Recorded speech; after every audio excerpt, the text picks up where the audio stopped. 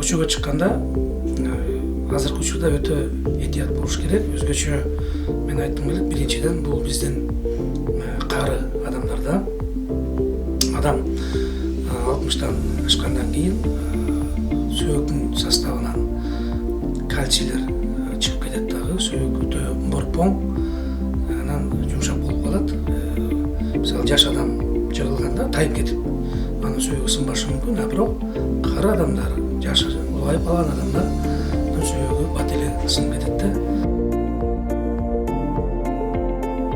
Балдар дагы этият болуш керек. Ата-эне дагы ошо балдарга чыгып атканда, ошол муз тепкенде дагы этият болуп, кээде ошол муз теп атып, бири менен бири кагышып кетип, кичинекей балдардын кол буттары сынган учурлар да болуп атат. Ошолордон этият болуп, балдар дагы, кичинекей балдар дагы ушу тайгак күндөрү, муз күндөрү этият болуш керек.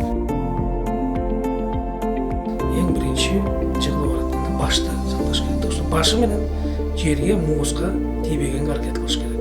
Албетте колду коюп койгон болот, чыканакты койсо болот. Же болбосо каптал менен жыгылганда эмнени ийиндерди коюп жыгылса болот да. Бул учурда албетте кол сынышы мүмкүн.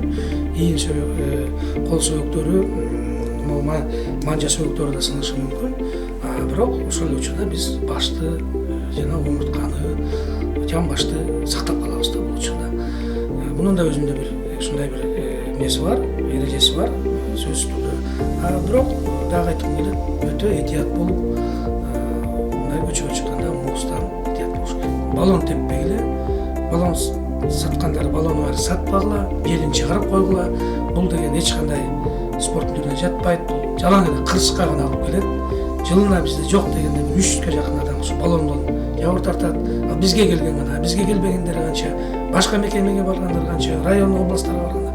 Ошон үчүн бул баллон деген нерсени биз өзүбүздүн түшүнүгүбүздөн, аң сезимибизден алып салышыбыз керек да. Мындай спорттун түрү жок деп. Баллон теппегиле.